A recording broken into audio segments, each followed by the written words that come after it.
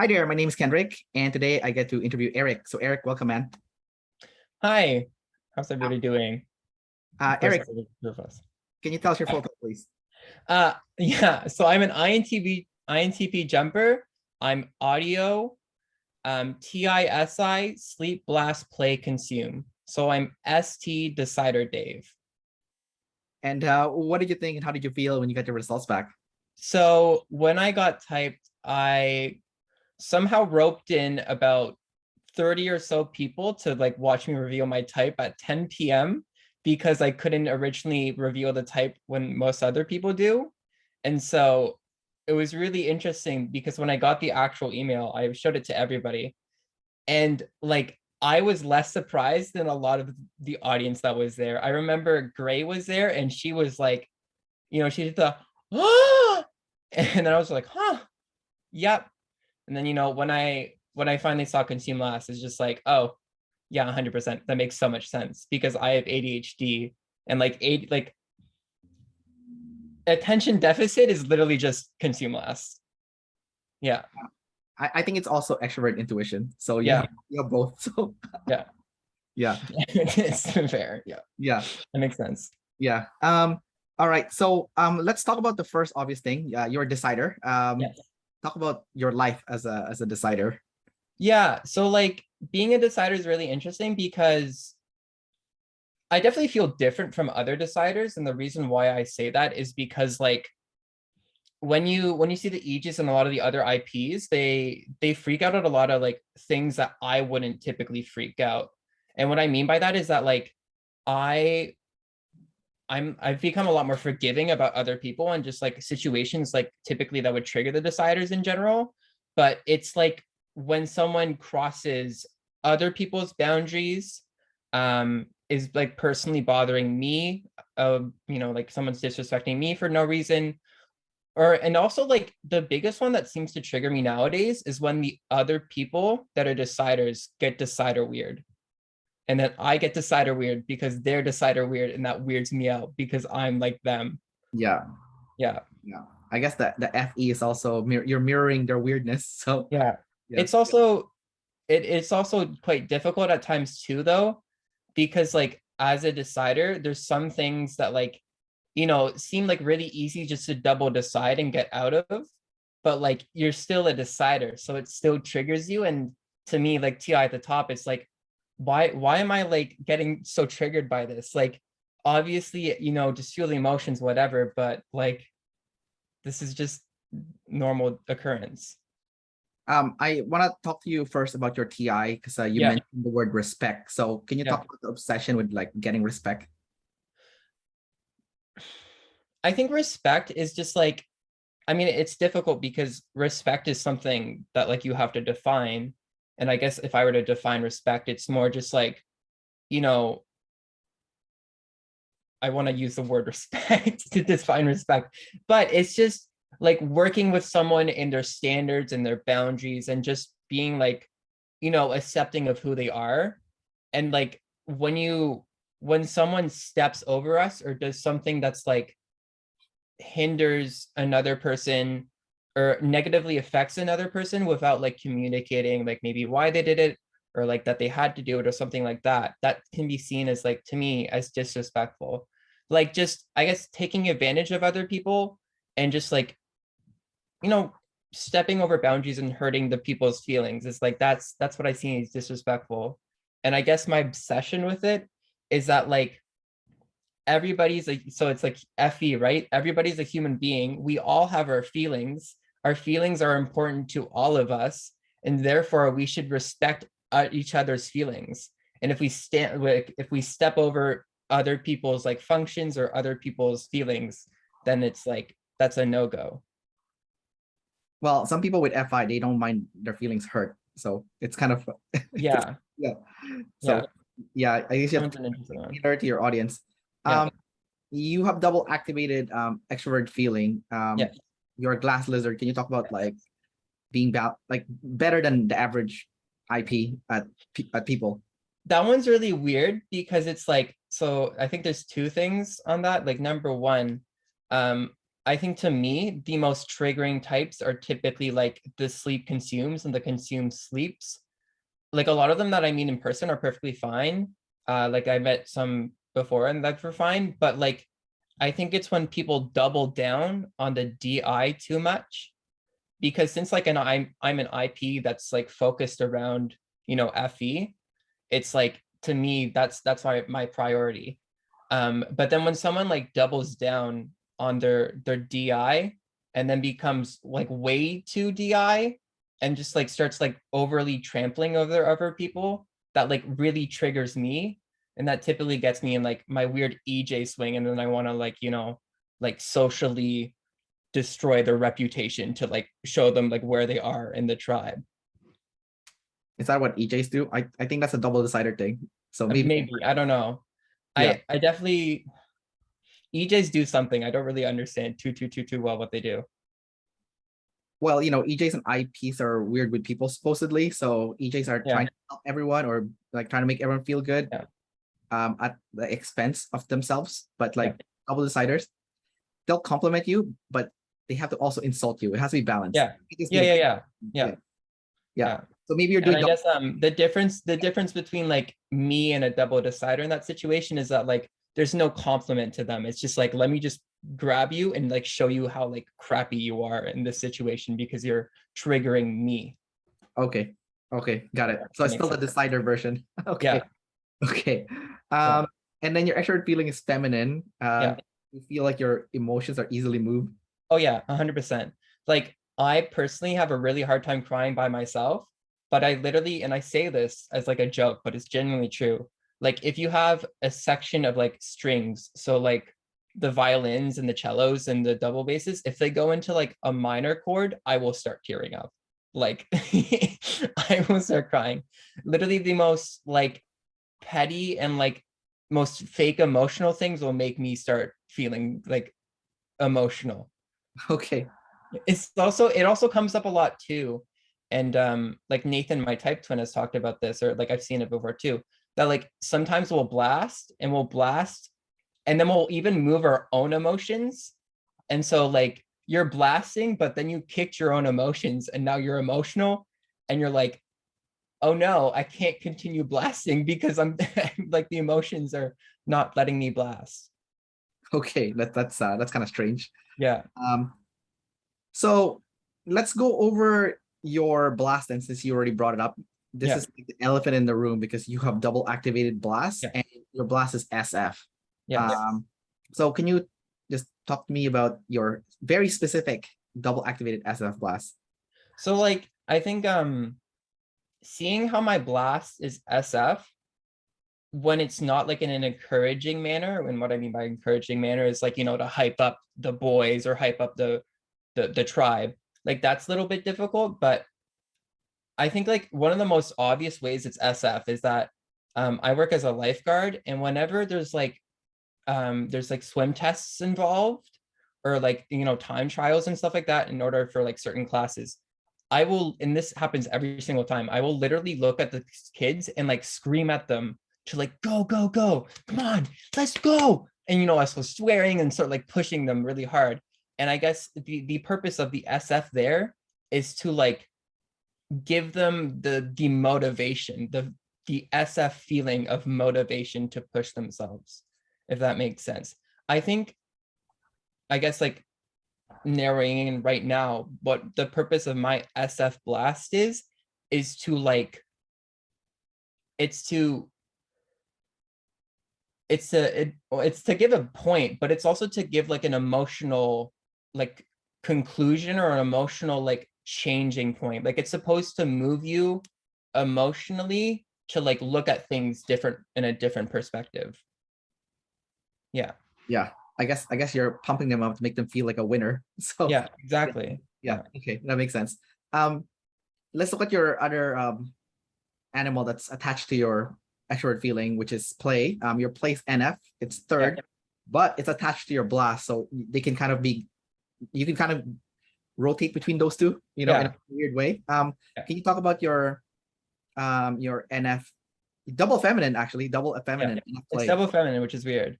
Yeah. I I don't really like NF play, and the fact that it's double feminine is definitely the thing that like I've had the hardest time to see. But like one of the things I will add on is that like, yeah, when I get into the play state, I can go back and forth between the blast and the play. And like the SBPs, when they go into blast play mode, they're like, when Dave like goes crazy, right? Yeah.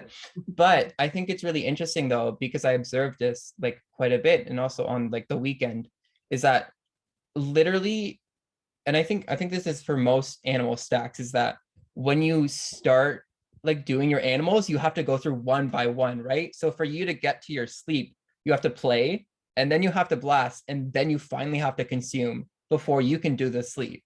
And then for me, it's like, my friends will be having fun and I want to do the play, but like before I can do the play, I have to do the blast, which can be like really annoying sometimes, because it's like blast destroys the mood so much sometimes. It does destroy the mood. Yeah. It does, yeah. Yeah. And so that can be really difficult, because it's like I want to have fun. I want to do the play. I really do want to do the play. I want to like go be crazy, go share stupid any ideas with everybody. But like before I can do that, I have to be like, okay, guys, so like this is the meaning of life, and here's what's really important in the physical world. And like doing it's caused a conflict with me in the past like couple of days or so, but it's like, oh, this is really annoying. Yeah. Yeah, it is. And also your type are the crazy ones. Like I every time I meet a sleep blast play consume in real life, I'm like, oh my God, you guys are fucking crazy. Like, yeah, we are literally like, I'm often more like, I seem more chaotic than an OE at times. oh like yeah, literally. 100%. Like Leon in the group, the INTP. Yes. Oh my God, absolutely. Leon's he's bloody insane. Yeah, I know. I met him in person, like in Dave's meetup. When I met Dave, Dave's also crazy too. Like he was stealing my French fry. 100%. I know Dave's probably 100%. Yeah, I know he's nuts too. But like but yeah, Leon, like I just met him. He comes up to me. He's like, "Hey man, you want to hear my rap?" And then he starts rapping to me, right? I was like, "What the fuck?" Oh my God, I fucking love him. He's so great. Okay. Sleep blasts are so interesting. Yeah, like, what the fuck? Because he was saying it's also like the interesting thing too is that there's so little of like us IP sleep blasts.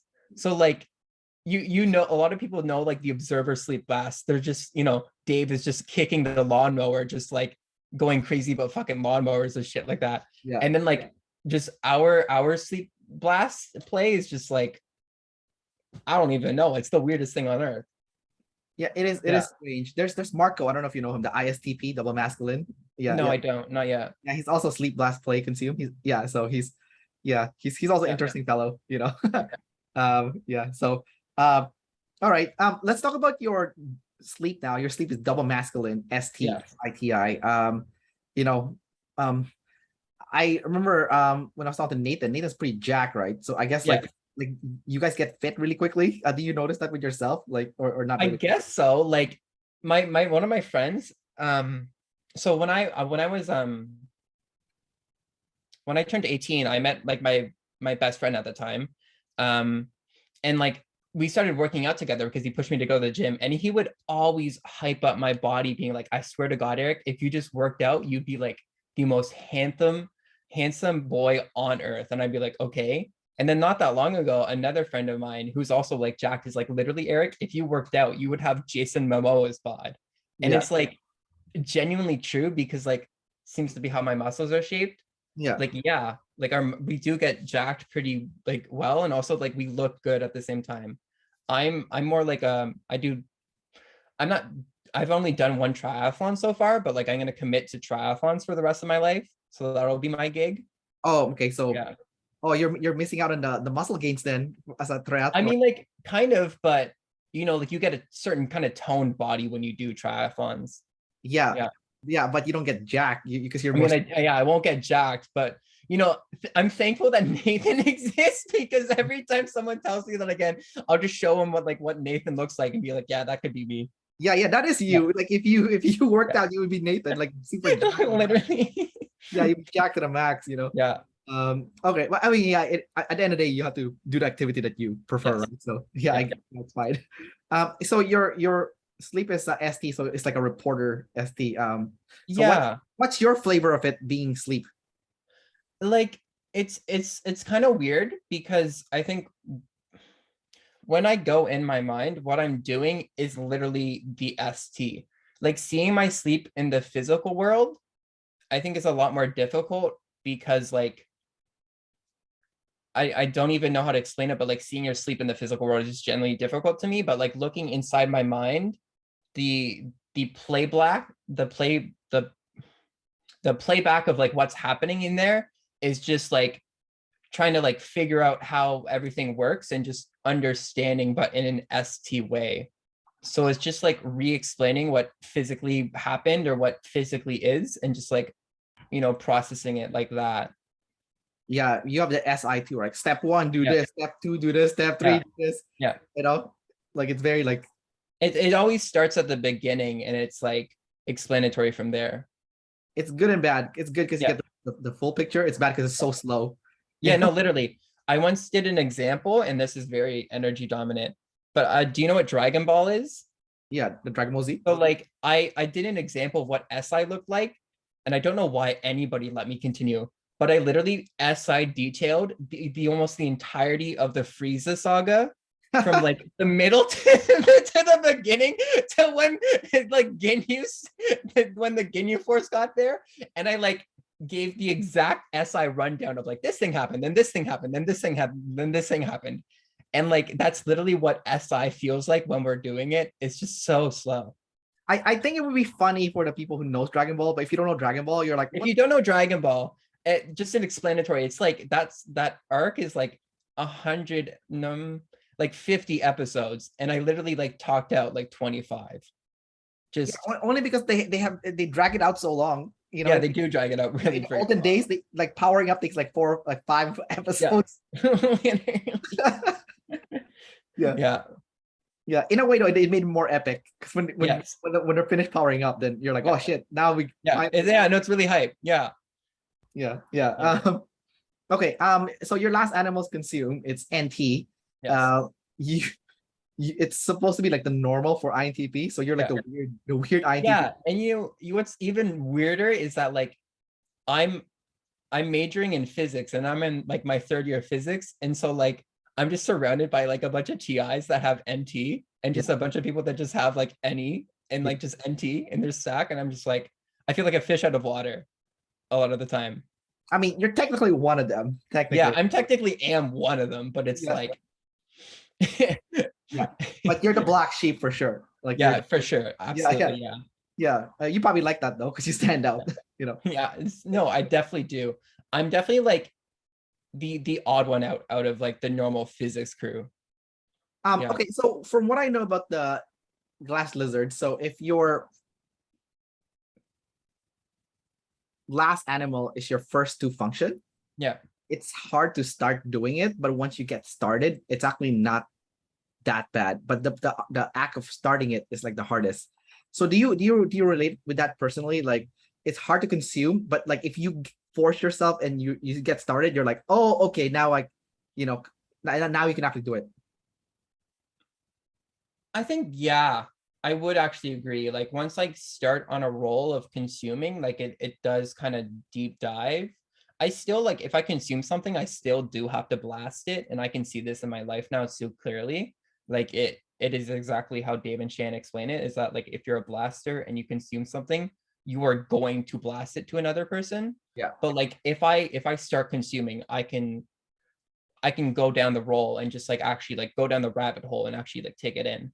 But like to actually start consuming, I will procrastinate for days on days on days. Absolutely. Yeah. Got it. Okay. Well, I mean, you're still consume last, so obviously.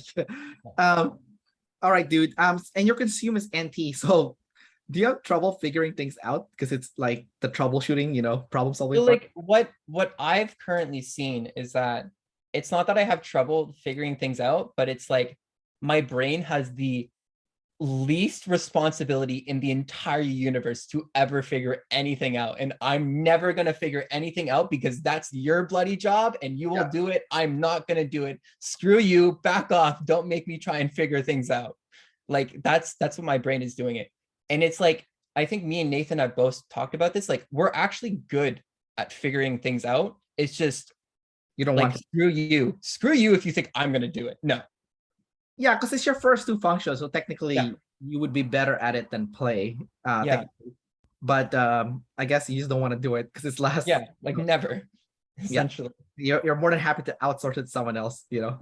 Yeah. But like what's interesting is that like in this, it was a horrible proof and it was not like really direct or anything. But like one thing that's really interesting, and whenever I tell this to the TIs, they're like, oh my God, your idea was like already known. Like it must have hurt. But like when I was in grade 8, a little like a summer before that, I indirectly proved general relativity and like time dilation, specifically time dilation. Like I came to the conclusion that like time and action were linked somehow. And that is like genuinely true. That like, if you move faster, time slows down. So somehow I came to that. I don't know how I came through it like a demon NT way, but like, when I do the NT, it's genuinely good NT, but it's just like, I very rarely do it.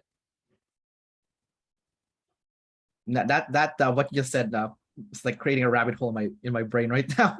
Because like I'm thinking now about like, traveling to another planet and stuff. And if you can somehow move faster than speed of light, then yeah. I've like, this is complete like screw off, but like I've thought about it before too, that it's like, okay, wait, if you could like travel faster than the speed of light, would you go back in time to where you once were? And then you would like talk to yourself. And then what if like that person that you talked to yourself went travel faster than the speed of light? And then he also came to the same exact point that like the you that talked to you, and then it goes on and on and on like that. It's really, that's any. That's like a mirror, looking in a mirror of you looking in a mirror. And it's like, it's like 15 mirrors just all having a conversation with themselves, but they're all just you. Yeah. I don't think I would ever do that, but for context, but I get what you're saying. All right, cool, man. Let's talk about your sexual modalities. You are an MF, you're a mofo. Just kidding. Just like yeah. So can you talk about your sense of hearing and so like I think what's interesting is that for the longest time I thought I was visual because I have sensory processing issues, and like my most sensitive like senses are like my visual senses, and then also like my taste. And so audio wise, like apparently I'm quite good. I have a piece of paper from a psychiatrist that says like my phonological awareness is like really good or something like that. Yeah. But like really what I think it is that like I'm just good at manipulating and understanding sound. Yeah. Like sound comes in and like it just kind of like makes sense, I guess, like that. But like at the same time consume last. So it's like the sound that comes in is like I don't really want to like, listen to it most of the time. You're not absorbing it. Yeah, I'm not absorbing it at all. Or maybe not absorb, but you don't want to absorb it. Yeah, I don't want to. But what I am good at is that like I'm really good at using my voice to do things. Yeah. Like I can make a lot of like weird sounds. Like I can become a race car, or I could sound like an electric guitar if you really wanted me to. Yeah, like that's I don't want to do it. No. Okay. Okay. It like really destroys my voice, and like my throat is kind of like hurting for some reason right now. Okay. Yeah. Just thinking about it. Okay. I didn't so I see the way I see auditory now, it's almost like Daredevil. I don't know if you know like the superhero Daredevil. Like he like I kind of I do. Yeah, he's blind, right? So he has to hit the wall and stuff, and a vibration kind of tells him where he is. Yeah. I did an experiment once where I put like earplugs on and I turn off the light to see if I know where I would be going. Because usually I can navigate a room in the dark. But the moment I put the earplugs on, I don't know where I was going. I was like tripping everywhere. So I think that like Daredevil effect is like happening for audio people. So like essentially you put the blindfold on and you knew where you're going, but like if you put the earplugs on, you couldn't figure out. Yeah, if I close the light, I have a better chance of knowing where I am as blindfolded than if someone covered my ear. Yeah. So I don't know. It was like a weird, I don't know. I think I get that too. I think it may be like masculine sensory because it's like we can't physically tell if something's like there. Like, you know. Well, I think I don't know, man. It's just weird. Like yeah, I understand the sense, like the kinesthetic part, Yeah. but I guess But I'm to be fair to your part too, I think it's also like if I tap on something, like if I tap on this, like the sound, we can tell like the distance, but based on yeah, the sound. yeah. So, but that's like an auditory thing. Like audio Yeah. people can do that, but you could cover our ears. We're blind. It's kind of Yeah, weird. exactly. Yeah, Yeah. yeah. All right. Let's see. So you are a weird INTP because you're single activated on the TI. Yes. Do you see that more of a good thing or a bad thing for you personally, that you have that I single? think it's like being a glass lizard, and especially like a consume last glass lizard, which I think are like the rarest most likely, is like really cool at times because you can do like whatever you're like is double activated, but then like when it comes to kick in that you're supposed to be an INTP or an EP, it's like it feels so conflicting because like I'm an IP, but like I have very little sense of identity, and like I don't really feel like I'm part of the IP club. Like the rest of the IPs, they're still IPs. They feel like IPs. I don't feel like particularly myself, I do not feel like an IP. I'm still like making everything about me and just kind of like doing the IP stuff, but like it's all for them. Like I'm not really doing everything for me. Like at the end of the day, the only things I'm really doing for me are like my specific SI goals. Everything else is like it's all for the tribe. As an IP though, you still want the attention, right? You still want to be Oh, absolutely, yeah. I see. I Yeah. see. So, but so in return for doing stuff for the tribe, you want Yeah. to get Yeah, attention. I want to be acknowledged for my actions. Like if I make someone feel good, or if I solve everybody's problems, and I knew this like beforehand, before I got typed, is that like, you know, how I justify it is that like if I help someone, like it helps them a lot, but it actually more like helps me more than them because like I feel good, and then also like some of the attention is on me. But more particularly, like the reason why I'm helping people is because it makes me feel good. Right. But you know, like think about Mr. Beast. Like Mr. Beast, what he's doing is because it makes him feel good. But Right. like he's changing so many people's lives that it's like, who gives a crap? Right. Yeah. Yeah. I know I have heard him say that like multiple times in interviews. Yeah. Like he just loves it makes him happy to help people. So Absolutely. it's like the ultimate win-win, right? Like Yeah. yeah. And I think that's also what I'm doing is the ultimate win-win of like I help people because it makes me feel good, but it also like really it helps them more really than me. I Yeah. contradicted myself a little while ago there. It's I think it's the right way to do it though. Yeah. Like yeah, like it's the motive is selfish, but at the same time it's not. It's yeah, it's a definitely a paradox. Yeah. Okay. I want to ask you about being a double observer. Yeah.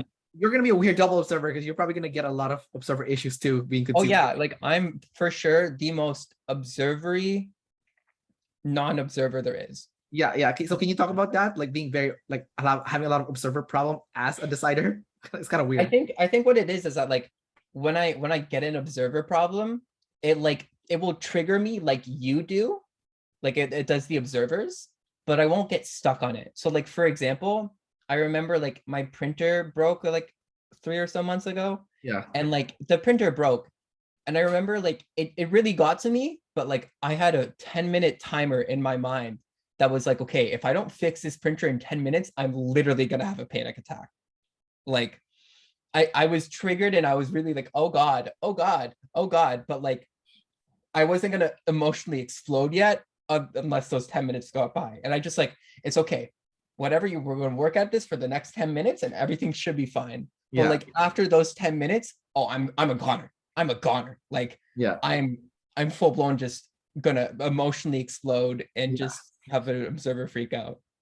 And then Well, like have an observer death and be like, I can't ever do anything anymore because the printer is broken and my life path is ruined and nothing matters. Yeah. Well, at least you can fix it. It's not like Yeah. like the INTJs who just they're done.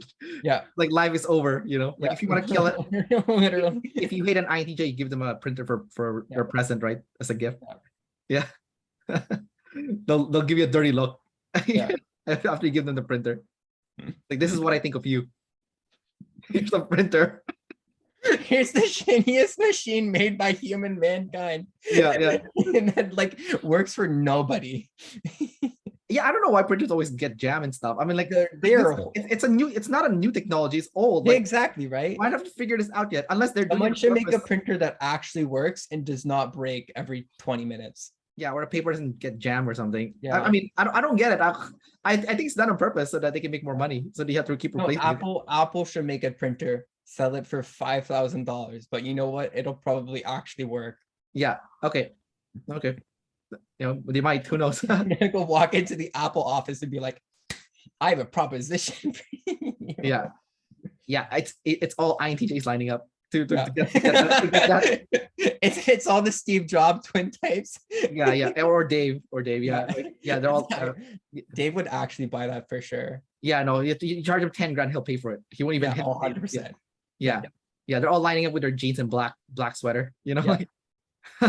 And then he would probably do a class on the person who made the printer because he loves them so much. He'll worship that person. Like, Literally. Yeah. Just like like the story that they released a video of like DIs worshiping someone else, and that ESFP kid who was like worshiping Dr. Phil. Oh my god, yeah. It's so cringe, right? Like doing that. I like the kid actually. I like him a lot, but like that video was a little bit like, I'm like, oh my god. Yeah, it is kind of weird what he did there. Yeah, but then I do see DIs doing the bowing thing too, especially if someone they really look up to, and it's even weirder than when DEs do it. It's like, yeah. I do the bow down thing, and like since I'm aware of it now, when I start doing it, I'm like, I start getting like a decider weird because it's like, oh my god, I'm doing the weird thing now. Oh gosh. When a DI bows versus a DE bows, there's a difference. When a DI bows, you can literally see the stars like in the eyes, in their eyes. It's like glowing, Can you talk about like, I mean, who would you bow to? Like, who do you like look up so much to? You're like, oh my god, bow to you. Definitely like the people in my life who have like, loved me or really, really changed my life. There's only a couple of those like from my past, but like another example that happened recently is I'm watching this like anime, and there's this composer who just like, I don't even know how to explain, but like, oh my god, I buy down because it's just the beeps and the boops and the music makes you feel such incredible emotions, and then you get like the weird feelings, and then oh my god, it's like, how do you do this? It's so incredible. Yeah, there you go. That's the DI bow down. His name is Kevin Penkin. He's an incredible composer. I guess you bow to someone that moves your fourth function. So in your case, it's FE. So that's why you're like, oh, that's brilliant. Actually, that is 100% true. Like people who have done incredible things and like changed people's lives, or like, done incredible FE things that like are very FE valuable. That's the people that I'll bow down to. Let's since we're talking about FE, can you talk about the importance of emotionally connecting with others for you? Having that in the bar. Okay, so this is gonna sound really harsh, but this is what I told to Cherie. Essentially how I view it is that like, so if you don't have a tribe, and Dave says this, you're basically dead. But to me, how I view it is that like, if I can't emotionally connect to anybody, I'm not a human being anymore. Like human beings are essentially emotional creatures. Right. And so like, if I don't have a tribe, if I can't emotionally connect anybody anymore, what is the purpose of living? Like there is no purpose anymore. I can go do things for myself, but like it's just my own emotions. Like, why should I care about specifically my own emotions? Like the things I'm doing are for the other people. And so like when I can't emotionally connect with them anymore, everything that I'm doing is just, nobody cares.